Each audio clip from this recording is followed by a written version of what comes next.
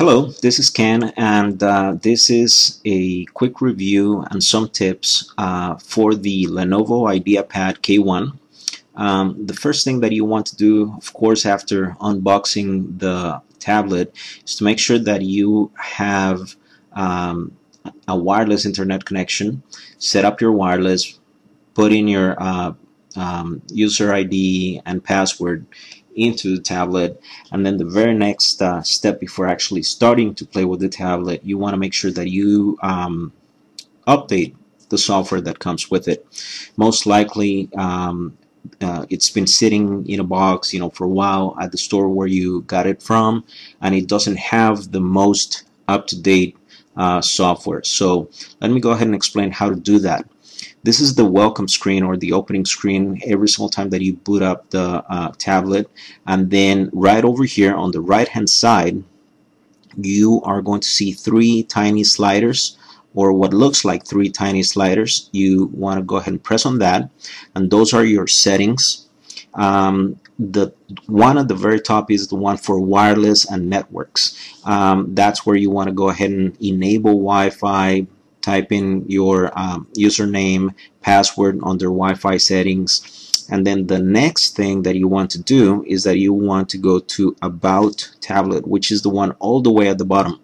Right in there is going to give you some information of the version of Android that is running. This case is 3.1. It also gives you a kernel version and build number.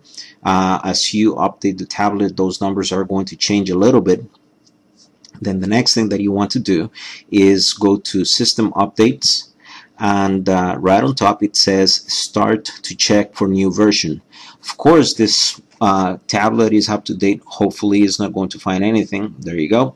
System is up to date, so we're going to go ahead and click OK. In your case, for a brand new product, that is going to take a little while, and also depending on how fast your wireless connection is.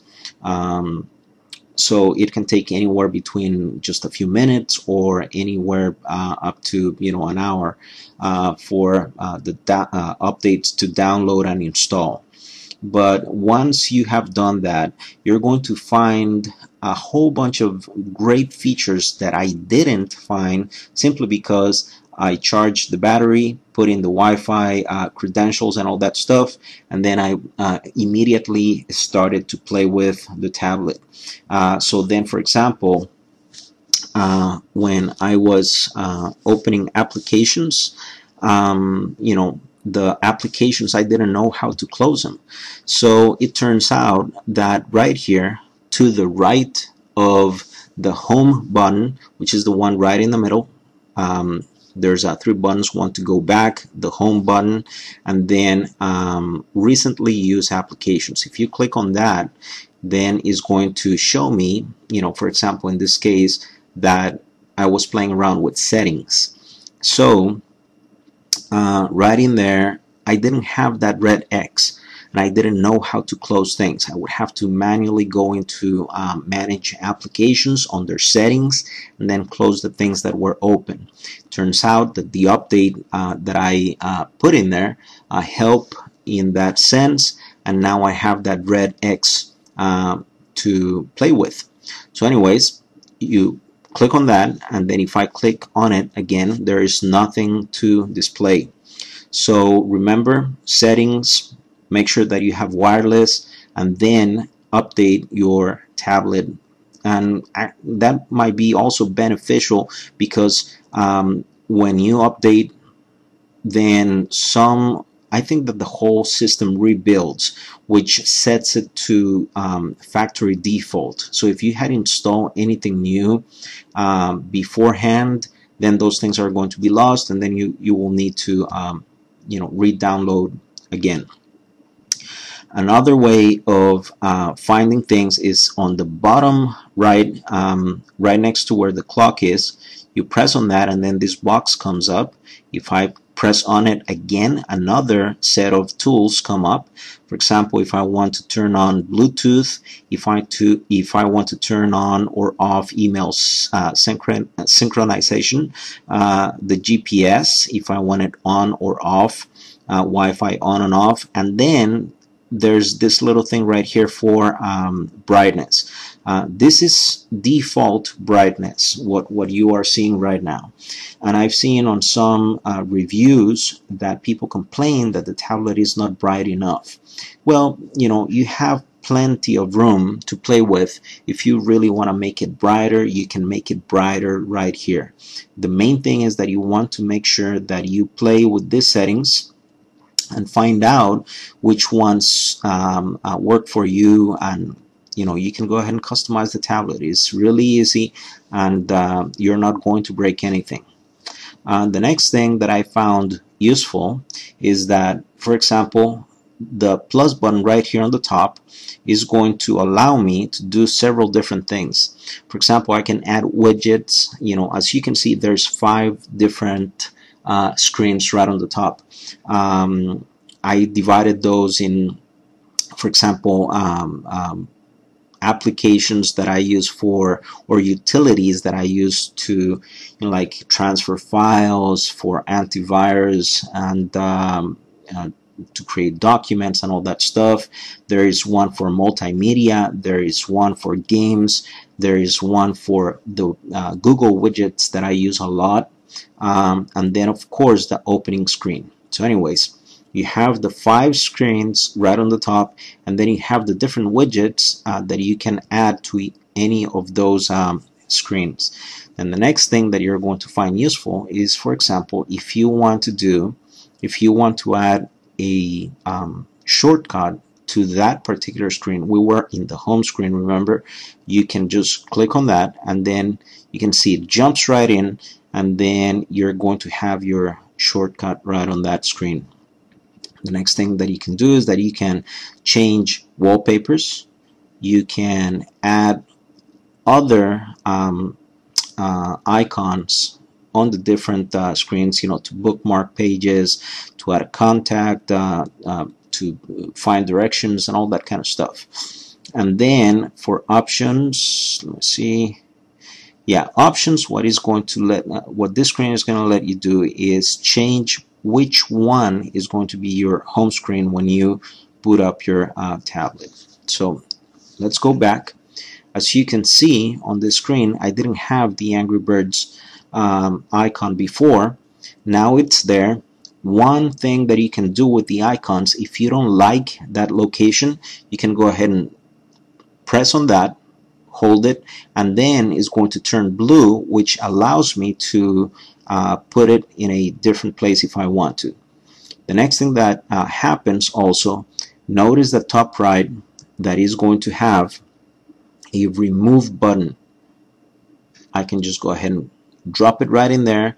The icon is gone. The application still exists. It's just gone from that screen.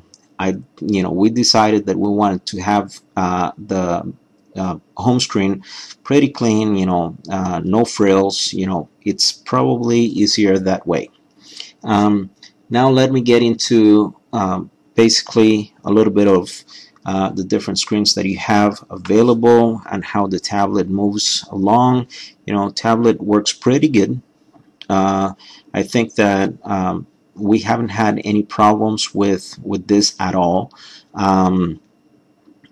You can install as many things from the Android market. Then of course you have, in this case, the Lenovo application shop, which is like a customized version of the Android market. I don't really use it that much. I'd rather go with my Google account, log into Android market, and then check and download the things that I need or want. I don't play much games, but they're right there. YouTube, or this section right here, is the multimedia that I was mentioning. Right here you have, for example, gallery, which is the one for browsing pictures, and then these are some of the pictures that I put in here for my wife. She makes cakes, as you can see, and then they open up fairly quick. And let's see, I can go ahead and scroll. It scrolls pretty smoothly. There's an Elmo cupcake. And then let's see what else. We can go back, and then, for example, YouTube works pretty good right in here. Let's see what's good. No good videos. Anyways, you can open up, if you click on that, it's going to open up the video. Let me make sure that it has sound. And it didn't have sound. Okay, so there you go. So this is how it works.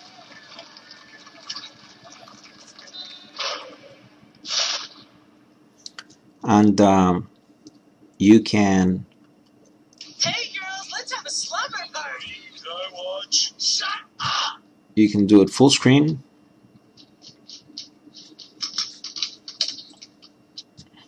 And you can go back. And then what else we had here? Of course, this is, you know, like the AccuWeather widget. It works really well, and it looks really nice too. You can check, you know, 15 days worth of weather changes in your area. Go back home, and then there's another one of my favorites, News 360. Many of the applications that you see in there, you know, come bundled with the tablet, but others, you know, like this one I downloaded from the Android market, and you can go ahead and check top stories or politics. Let's go tech, and then we can go ahead and click on that, and then it opens up that particular story. If it had any video, then you can watch it right in here as well. So you can see connection wise it's pretty fast, and it works fine. And let's see, let me go online.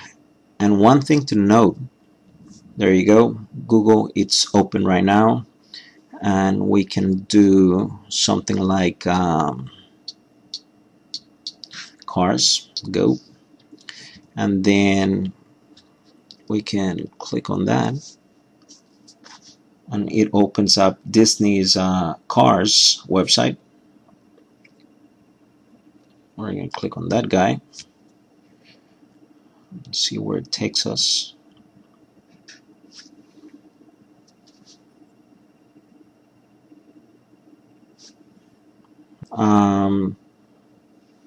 Couple more things about the tablet is you can see that it's moving pretty well.